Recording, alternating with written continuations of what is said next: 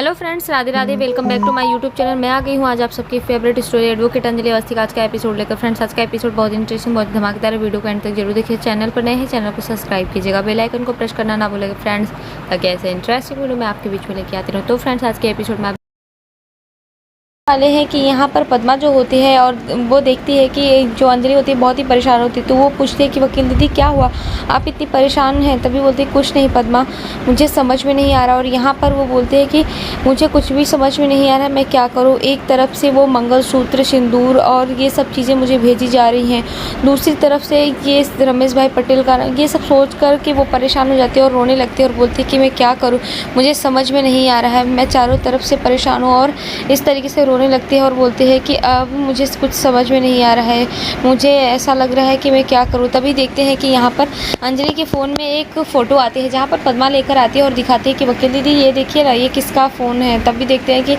वो फ़ोन में देखती है और वो फ़ोटो रहती है जहाँ पर अमन के साथ उसकी शादी की फ़ोटो होती है। और साथ में यहाँ पर देखते हैं कि उसमें वही हार होता है जो कि गौरव ने उसे पहनाया होता है। तभी बोलती है कि पद्मा ये देखो, गौर से देखो, ये हमारी ही फ़ोटो है। और यहाँ पर वो बताती है कि ये वही हार है जो ख़ानदानी हार जो कि गौरव चाचू ने मुझे पहनाया था। मुझे समझ में नहीं आ रही ये सब कौन है और क्यों परेशान कर रहा है। तभी फ़ोन आता है, देखते हैं कि वो यूएस वाली महिला जो होती है वो उसे कॉल करती है और यहाँ पर वो पूछती है कि एडवोकेट अंजलि अवस्थी।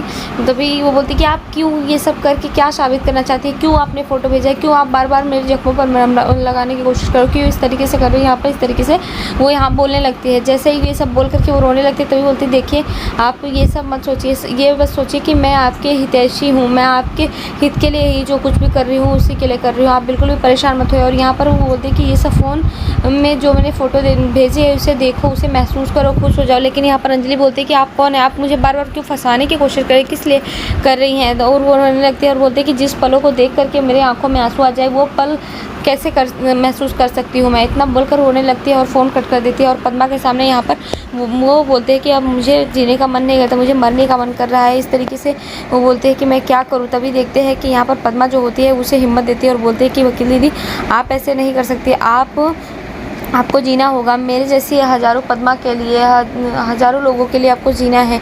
तो इस तरीके से वो यहाँ पर देती हैं कि आपको गिनी भाभी के लिए जीना होगा, आपको हम सब बेजार लड़कियों के लिए जीना होगा। इस तरीके से बोलते हैं कि नहीं, आप ऐसे हार नहीं मान सकती, आप की पराजय नहीं हो सकती है और आप इसीलिए जीना पड़ेगा आपको। इस तरीके से वो यहाँ पर मोटिवेट करती है। तभी देखते हैं कि यहाँ पर अंजलि के पास फ़ोन आता है, जहाँ पर एसपी पुरोहित उसे अर्जेंट में बुलाते हैं और बोलते हैं कि आप यहाँ पर चले आइए, अर्जेंट काम है। तभी बोलते हैं क्यों सर, क्या है। तभी बोलते हैं कि बस चले आओ, आपसे कोई मिलना चाहता है। इतना सुन करके देखते हैं कि अंजलि जो होती है वो वहाँ पर बताती है पद्मा को और उसे ले करके वो पुलिस स्टेशन के लिए आती है, जहाँ पर देखते हैं उसके साथ वेद भी होता है और पद्मा भी, वो लोग वहाँ पर आ जाते हैं। यहाँ पर देखते हैं कि उसे समझ में नहीं आ रहा था कि आखिर क्या हो रहा है। तभी देखते हैं कि जैसे वहाँ पर पहुँचते हैं तो वो ऐसे पुरोहित से बोलते हैं कि सर मैं अंदर आ सकती। तभी बोलते हैं हाँ आइए, आपका इंतज़ार। तभी वो पूछते हैं कि सर आपने इतने अर्जेंट में मुझे क्यों बुलाया है, क्या कोई काम था। तभी बोलते हैं हाँ आपसे कोई मिलना चाहते हैं। जैसे ही वो बोलते तभी वो बोलते हैं कि कौन। तभी यहाँ पर देखते हैं कि रमेश भाई पटेल वो वहाँ पर आ जाते हैं। जैसे वो वहाँ पर आते हैं अंजलि उसे देख करके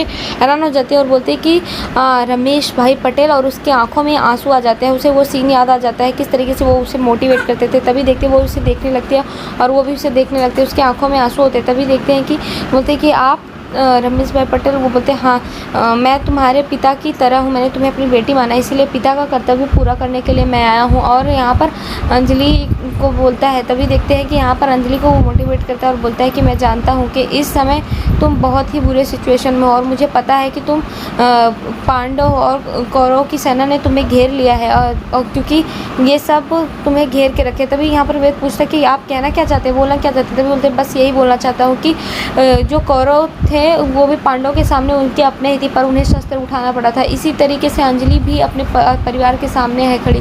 ये राघव सिंह राजपूत, ये साधिका सिंह राजपूत, वैभव सिंह राजपूत और ये युवराज ठाकुर, महक ठाकुर, ये सब इसके अपने ही तो हैं, लेकिन इसे उठाना पड़ेगा शस्त्र, क्योंकि कभी कभी अपनों के लिए भी शस्त्र उठाना ज़रूरी हो जाता है। इस तरीके से वो यहाँ पर अंजलि को मोटिवेट करते हैं। तभी बोलते हैं कि खैर ये सब छोड़ो। तो यहाँ पर देखते हैं कि वेद की उत्सुकता बढ़ती जाती है। तो वो जैसे ये सब चीज़ें बोलते हैं तो यहाँ पर देखते हैं कि जो रमेश भाई पटेल होते हैं बोलते हैं कि हाँ उत्सुकता ज़रूरी है, पर थोड़ा धैर्य से रहोगे तो तुम्हें सब कुछ पता चलेगा धीरे धीरे। तभी यहाँ पर वो अंजलि को मोटिवेट करते हुए बोलते हैं कि सब ठीक है ना। तो अंजलि बोलते हैं कि हाँ सब ठीक है। और लेकिन वो रोने लगती है। तभी यहाँ पर देखते हैं कि वो बोलते हैं कि तुम्हें अभी लड़ना होगा, तुम्हें जीतना होगा इस तरीके से। और यहाँ पर वो उसके पैर छूने लगती है। तभी देखते हैं कि जैसे वो पैर छूने जाती है तो रमेश भाई पटेल उसे मना कर देते हैं और बोलते हैं कि नहीं, बेटियों को पैर नहीं छूना चाहिए और मुझे तुम्हारी आंखों में अपने लिए सम्मान दिख रहा है, नज़र आ रहा है सब कुछ। तो इसलिए वो बोलते हैं कि जिस दिन मुझे ऐसा लगेगा कि तुम्हें मेरा पैर छूना चाहिए, तुम्हें आशीर्वाद लेना चाहिए, उस दिन मैं तुम्हें बोलूँगा, लेकिन आज नहीं। फ़िलहाल के लिए मैं तुमसे कुछ पूछताछ करना चाहता हूँ। क्योंकि यहाँ पर एसपी पुरोहित बोलते हैं कि आप बोलिए रमेश भाई पटेल। तभी बोलते हैं हाँ, मैं तो भूल गया था कि मैं पुलिस स्टेशन में हूँ और यहाँ बाप बेटी का कोई रिश्ता नहीं चल रहा है। तभी वो यहाँ पर बोलते हैं कि अब मैं बताता हूँ। और यहाँ देखते हैं कि वो बोलते हैं कि अंजलि, मैं तुमसे कुछ सवाल पूछना चाहता हूँ, क्योंकि मैं तुम्हारे जो केस मैंने फ़ाइल ओपन किया है वो देखो। तभी यहाँ पर अमन की फ़ाइल जो होती है वो उसे दिखाता है और बोलता है कि बस इसी की इन्वेस्टिगेशन करना चाहता हूँ, मैं जानना चाहता हूँ, क्या मैं तुमसे सवाल कर सकता हूँ। तभी अंजलि बोलती है कि हाँ बिल्कुल पूछ सकते हैं आप।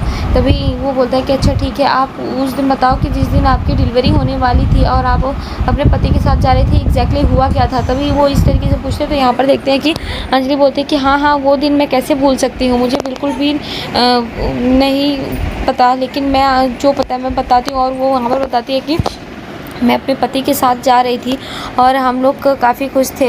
तो हमारे बीच में हंसी मजाक चल रहा था, मैं काफ़ी खुश थी और वो भी काफ़ी खुश थे। बस हम लोग अपने बच्चों के फ्यूचर के बारे में सोच रहे थे कि अगर लड़का होगा या फिर लड़की। अमन जी चाहते थे कि लड़की हो और मैं चाहती थी कि लड़का हो, और हम इसी बात पर बात करते हुए जा रहे थे। लेकिन तभी अचानक से सामने से एक धमाका हुआ और उसके बाद मैं उठी तो मुझे बहुत साल बीत चुके थे और तब मुझे पता चला कि मैंने हादसे में अपने पति को खो दिया है। इतना बोलकर रोने लगती है और बोलते कि और मेरी बच्ची थी जो कि बिना बाप के पली बड़ी, और मैं उसे ना अपनी गोद में ले सकी, ना दूध पिला सकी, ना उंगली पकड़कर चला सकी, मैंने कुछ नहीं कर पाया। इतना बोलते और उसकी आंखों में आंसू होते। तभी वो यहाँ पर रमेश भाई पटेल बोलते कि ठीक है, तुम्हें यही पता, लेकिन तुम्हें पता है कि हादसे के समय 3 लाशें और थी। और तभी वो बोलते कि हाँ पता है, ये तो बताया था। तभी बोलते कि तुम्हें पता है कि तुम्हारा पति जब तुम्हारे पति की डेथ हुई थी तो उनकी बॉडी किसी ने देखी थी, क्या तुम्हें पता है कि वो अमन सिंह राजपूत की ही बॉडी थी। तो बोलते हाँ सब लोगों ने देखा था, युवराज ठाकुर ने और भजन सिंह ने, चंद्रभान ठाकुर, बाकी सब लोग वहाँ पर खड़े थे और